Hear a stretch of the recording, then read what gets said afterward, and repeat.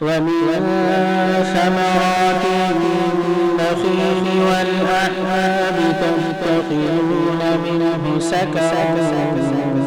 ورزقا حسنا إن في ذلك لآية لقوم يعقلون وأوحى ربك إلى النحل أن اتخذي من الجبال بيوتا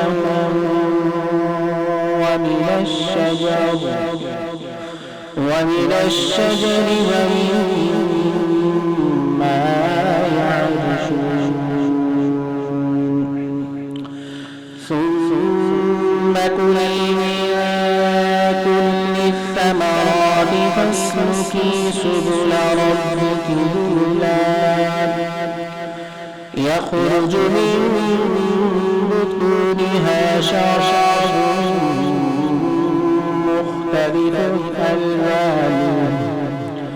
مختلف ألوانه فيه شفاء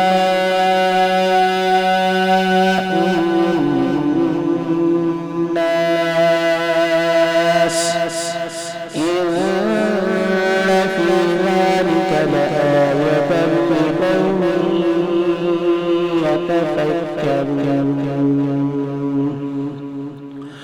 والله خلقكم ثم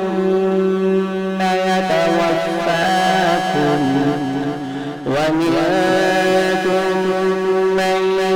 يرد إلى أرذل العمر لكي لا يعلم بعد علم شيئا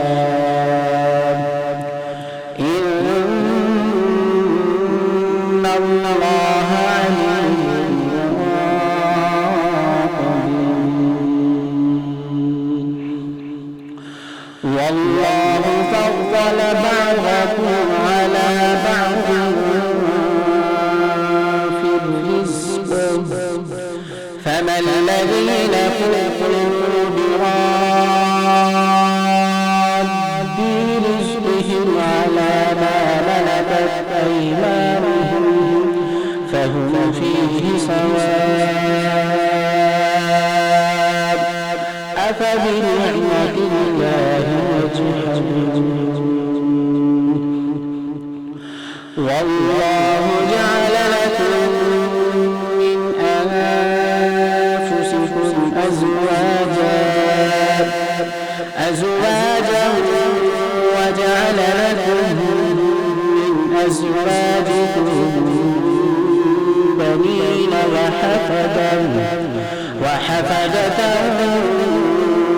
ورزقكم من الطيبات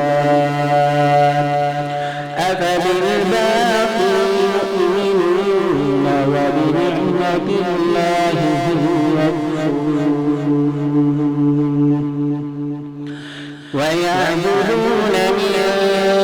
دون الله ما لا يملك له رزقا